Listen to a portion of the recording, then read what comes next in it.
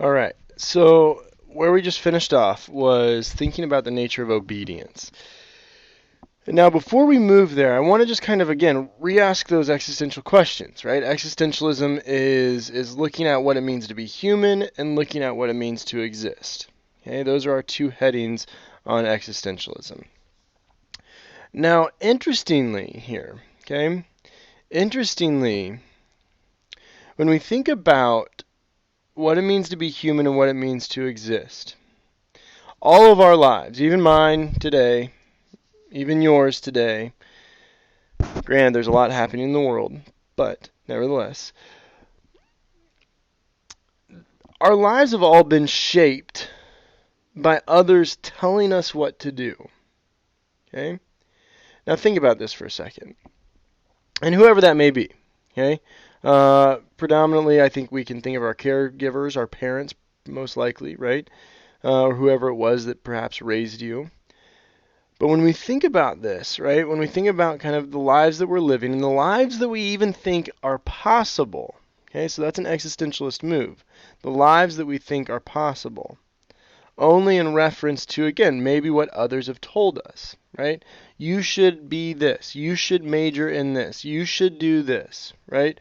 Or if you don't follow these rules, you will be kicked out of my house. You have to live a particular way given an accordance of rules, guidelines, etc. Okay? Now think about this for a moment, right? When we think about obedience, we don't necessarily wake up in the morning and say, I need to obey. Okay? We don't like wake up and be like, what rules am I going to follow today? I'm just going to obey them. Right? We don't conscientiously or actively think about how much we actually obey, right? And Nietzsche keys in on this fact, where he says that kind of over the course of human evolution, okay, from generation to generation to generation, this act of obeying those commanders, whether they be parents, teachers, spiritual leaders, religious leaders, right? But Nietzsche makes this observation that obedience has been kind of like practiced and fostered and encouraged in every generation of human beings, that we almost do it naturally and without question. Okay? I think he might be right here. Okay? That again, we don't wake up in the morning and be like, I need to obey today. We don't do that.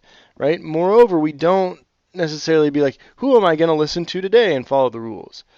But yet we've been conditioned by our upbringing, cross-culturally as well, right? This isn't just, the American culture here where we obey, but rather, right, it's cross-culturally, it's global, that this kind of attitude of like figuring out how to live, again, existentialism, figuring out how to live is often wrapped up in listening to others and doing what they tell us. And when we do what they tell us, we are obeying them.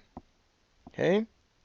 Because we either think they know better or we think that we have to obey them, right?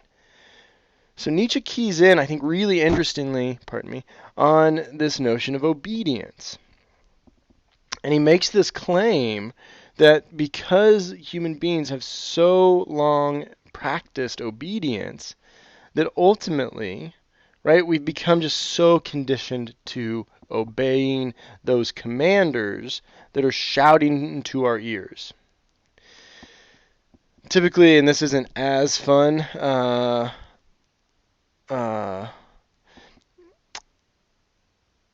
actually, you know what? Please take out a piece of paper. If wherever you are, sitting wherever you are, watching this video, take out a piece of paper, please. Just going to wait for you to take out a piece of paper.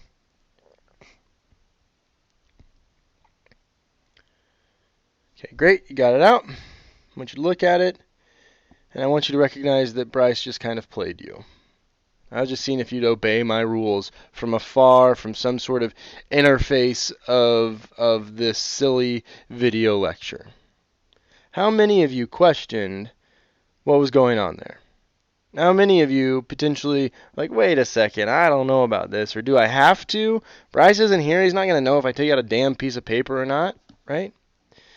This usually works really well in class, right? When everybody kind of, you hear the ripping sound, everybody's pulling out papers, and then I say, cool, we're not doing anything with it, right? But that's Nietzsche's point, is the fact that all of us kind of obey things without question so easily, okay? And so this is where he's kind of focusing and connecting it with the herd-like mentality. Okay, so think about the herd, right? Where the herd is all sorts of entities, whatever they might be, family groups, religions, social institutions, etc., where there's always a great number who obey in proportion to a small number who command. Okay? Now, this is where we again get this kind of recognition of what's going on here. Okay? All right, so Nietzsche says blah blah blah blah blah blah blah blah. The need to obey, to satisfy itself and fill its form with content, accepts whatever is shouted into its ear by all sorts of commanders, parents, teachers, laws, class prejudices, public opinion. Okay? So again, kind of like our need to obey, or maybe phrased a little bit differently, our need for direction here, right? And that's kind of the existentialist move, is that all of us want direction. We want others, and we want insight about how it is we ought to live, right? That we need others, we think we need others, to guide us, to tell us, to instruct us, to answer that question of what it means to exist, right? But Nietzsche makes the recognition here that this move in the herd-like mentality ultimately does the following. He says, the extraordinary limitation of human development, the hesitation, protractedness, frequent retrogression, and turning thereof is attributable to the fact that the herd instinct of obedience is transmitted best. Okay? So essentially the extraordinary limitation on human development. And this goes back to kind of the first kind of intro that I was giving with Nietzsche, is this idea that Nietzsche wants us to become more alive, wants us to again kind of shed all of those constraints that have inundated our thinking to tell us that life has to be a particular kind of way. That we've listened to the herd-like instinct murmur so long in our ear that we haven't questioned it, we don't even recognize it, and we just do what it says. That ultimately, if we start to perhaps kind of shed that instinct, we might become in greater possession of ourselves. We might become in greater possession of our own will, of our own life, and be able to direct it more so how we want. And that is deeply existential. Pardon me. That is deeply existential. Okay? So, in thinking about that, and thinking about what Nietzsche is doing here, is he's encouraging vulnerability, essentially. He's encouraging us to, again, kind of shed all of that kind of mental cloudedness that is influenced why we're living how we're living, right? The idea, if I'm like, well, why are you majoring in what you're majoring in? You're like, well, my parents are making me, right? Or my parents say that I have to because if I don't, then they won't pay for college. Okay, well, that's pretty serious. But ultimately, why are they getting to dictate your existence? It's your life, right? And I know that that's hard and that's scary, and other situations might, again, kind of be analogous to that. Might be analogous to that kind of situation, but still, right?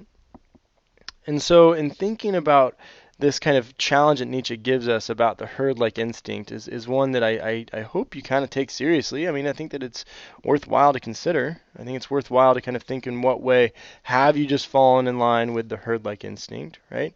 And you can think about this in all sorts of ways, right? Whether you live in a fraternity or sorority or what other groups you may belong to on campus. I mean, Nietzsche's main critique here is Christianity. He thinks that so many people just blindly follow it without question, and the dangers that Nietzsche sees in that. But I think that there are so many um, other representations of the dangers of the herd-like mentality that Nietzsche would critique, right? That anytime we just blindly follow, or even when we follow something that we don't actually believe in, right? Well, why? Is it the peer pressure so strong, right? And especially when all of that dictates kind of our existence, right? Because one of the programs of the existentialist is to be focused on the individual, to be focused on our own individual power, and to take greater possession of ourself, to take greater possession of the world kind of within which we live and exist in. And one way of doing that is throwing off the herd-like mentality. So hopefully that has been inspiring or challenging and gives you some to think about.